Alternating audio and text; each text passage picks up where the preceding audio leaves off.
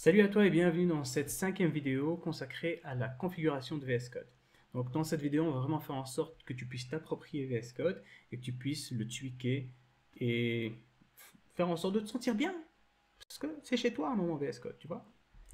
Alors, chose qu'on peut faire directement, c'est voir à quoi ressemble VS Code. Donc le thème de VS Code. Pour ça, pour changer le thème, c'est assez simple. Ici, vous voyez, hop, vous avez cette petite roue dentelée. Quand je clique dessus, il y a plusieurs choses. Moi ici, ce que je vois, c'est pouvoir gérer le thème de couleur, choisir mon thème de couleur. Donc, les raccourcis clavier CTRL-K, CTRL-T.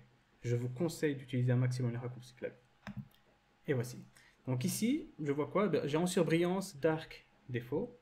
Et je vois que je peux, comme ceci, avec mes flèches, choisir un peu un thème différent. Donc, hop, en fonction de ce que vous voulez. Ceux-là sont bien quand on travaille à l'extérieur, on a une meilleure visibilité. Ici, je vais choisir... Moi, j'aime bien le blue, là. Voilà, celui-là, il est bien. Hop. Donc voilà, ici, je choisis ce thème-ci. Parce que c'est mes préférences, parce que je fais ce que je veux, et tu fais ce que tu veux, tu choisis le thème que tu veux. Donc, autre chose, c'est les icônes. Moi, il faut que mon truc il soit nickel. Donc pour les icônes, pareil, je viens cliquer ici et je peux changer le thème des icônes. J'ai celui-ci, SETI, j'ai le minimal, j'ai aucune icône, ça c'est dégueulasse. Sinon, je peux aussi aller en chercher directement sur le marketplace avec les plugins. Et moi, celui que j'aime assez, c'est celui-ci, VS Code icône. Celui-là, j'aime bien. Je l'installe. J'attends comme ça avec une petite musique. Papim, papoum.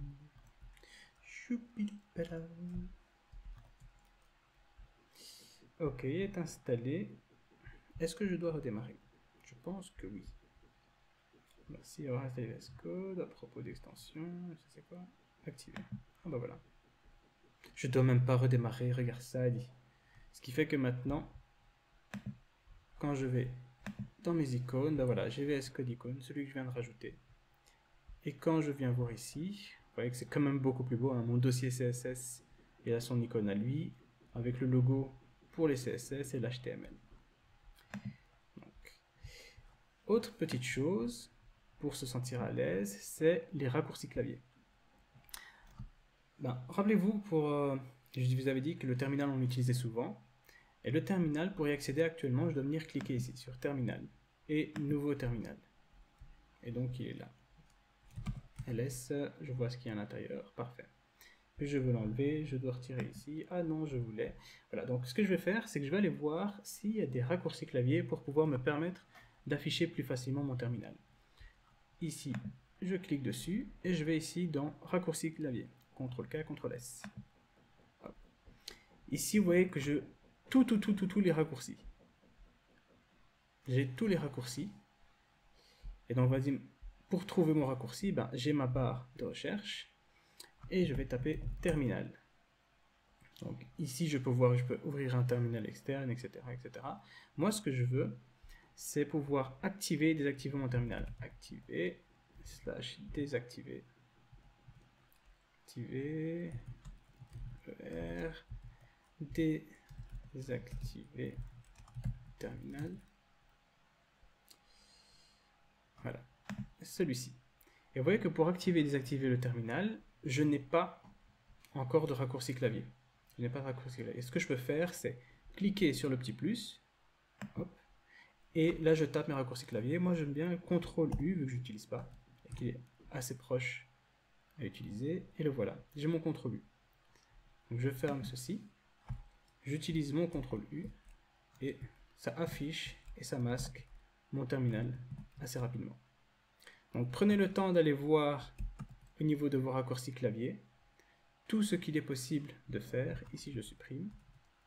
Avant de rajouter un raccourci clavier, regardez quand même s'il n'existe pas. Dans le cas maintenant, si je veux utiliser un autre raccourci clavier, je vais voir si CTRL plus U existe.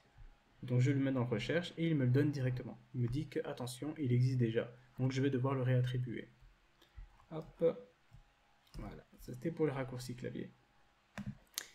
Autre chose qu'il est possible de faire, de personnaliser, c'est des personnalisations au niveau du code, la façon dont ça va être indenté, etc. Par exemple, ici, vous voyez que j'ai une indentation de 4. C'est un espacement de 4, les indentations. Ça dépend sur des projets, vous allez travailler avec plusieurs personnes, et il est important que vous ayez tous la même indentation. Parce que si je prends ton projet qui est une indentation de 2 que je le mets chez moi, et qu'après ça devient une indentation de 4, etc., etc., ça risque de causer pas mal de conflits. Donc, ce que je peux faire, c'est personnaliser ça encore. Je viens ici, et je vais dans les paramètres. Donc, dans les paramètres, ce que l'on voit tout de suite, c'est que on a notre barre de recherche, qui va nous permettre de chercher des paramètres. Pipapipapipapipapoum. Je vous jure qu'un jour, je vais m'améliorer dans les dessins. On a aussi ces deux onglets, utilisateur et espace de travail. Ça, c'est important. Pourquoi? Parce que ça va nous permettre d'avoir avec utilisateur des configurations pour nous, qu'on va tout le temps utiliser. Mais disons que une fois, je vais travailler avec une équipe qui, elle, utilise des configurations différentes des miennes, mais j'ai pas envie de changer mes configurations en moi juste pour un projet. Donc, ce que je peux faire, c'est changer ces configurations juste pour cet espace de travail-là. Donc, pour cet espace de travail, oh non, pas le coup de batterie, pas grave. Donc, pour cet espace de travail, je vais cliquer ici. Vous allez voir qu'on peut avoir les mêmes paramètres. C'est juste que là, je choisis de le mettre dans l'espace de travail. Donc, disons que là, pour cet espace de travail-ci, je veux travailler avec une tabulation de 2. Alors, je vais taper tabulation. Et voilà, donc là, il me dit tout de suite la taille des tabulations. Je dis que pour cet espace de travail, je travaille avec une tabulation de 2. Mes modifications sont enregistrées automatiquement. Mais où est-ce qu'elles sont enregistrées? Vu que c'est pour cet espace de travail, elles sont enregistrées dans mon dossier VS Code. Donc ici, j'ai un point VS Code qui s'est créé dans mon projet portfolio. Comme ça, ce ne sera utilisé que pour ce projet-ci. Activer les complétions par tabulation. OK. Donc ici, regardez, j'ai mis la tabulation en 2. Quand je regarde ici, on est toujours à 4. Vous voyez qu'on l'espace est à 4. Même si j'essaie de reformater avec CTRL-SHIFT-I, ça reste à 4. Donc pourquoi? Parce qu'on me dit que l'éditeur, encore une fois, il est bien fait. Même si je lui donne mes tabulations, il a quand même détecté. Donc quand il ouvre un fichier, il détecte les tabulations qu'il y a actuellement. Il dit ok, c'est une tabulation de 4. Je détecte que c'est 4. Même si toi à la base c'est 2, on va rester dans 4 parce que le fichier existait déjà. Donc ici je vais là-dessus et je vais dire que je ne veux pas qu'il détecte automatiquement. Donc j'enlève ceci. Et maintenant, normalement, j'ai bien mes tabulations de 2. Et ici, je fais CTRL-SHIFT-I et me mets ma tabulation de 2. Les tabulations ici qui correspondent aussi à mes lignes. Je sauvegarde. Et voilà, j'ai mon espace de travail pour ce projet-là avec cette équipe-là que je peux personnaliser. Donc, les paramètres, il ne faut pas les connaître par cœur. Vous allez les avoir au fur et à mesure, ces paramètres-là. Vous allez les connaître. Parce que vous allez les chercher à partir du moment où vous allez en avoir besoin. Si ce que vous pouvez faire, par contre, c'est vous rendre compte que ils sont déjà un peu plus structurés. Donc, on a éditeur de texte, le banc d'essai, les fenêtres, fonctionnalités. Donc, là-dessus, ce sera déjà beaucoup plus simple pour retrouver quels sont les paramètres que vous pouvez changer ou pas. Pour ceux qui sont vraiment puristes du code, ici, c'est une vue un peu plus simple d'utilisation.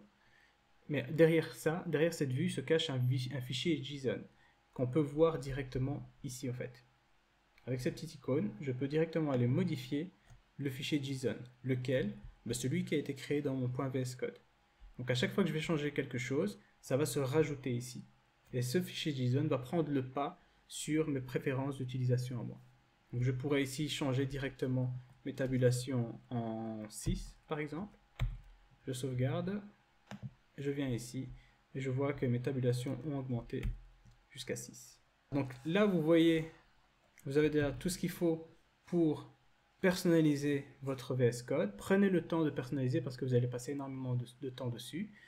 pour vous mettre vraiment à l'aise avec, testez, regardez les différents paramètres, les choses que vous devez connaître. À présent, il ne faut pas tout connaître, mais il faut juste savoir où se trouvent les paramètres, où se trouvent les raccourcis clavier, et avec ça, vous pouvez déjà faire pas mal. Ça va? Donc, c'est fini pour cette première approche avec VS Code. Avec ça, vous êtes paré pour vraiment être à l'aise lors de l'utilisation. Pour vraiment être à l'aise, il faut aussi pratiquer. Donc, n'hésitez pas à vraiment pratiquer. Et je vous retrouve la prochaine fois pour une nouvelle série de vidéos. Allez. Est-ce que j'ai dit tu ou vous? Ah, je sais pas. Un jour, je vais dire tu vas voir. On va devenir potes, toi et moi.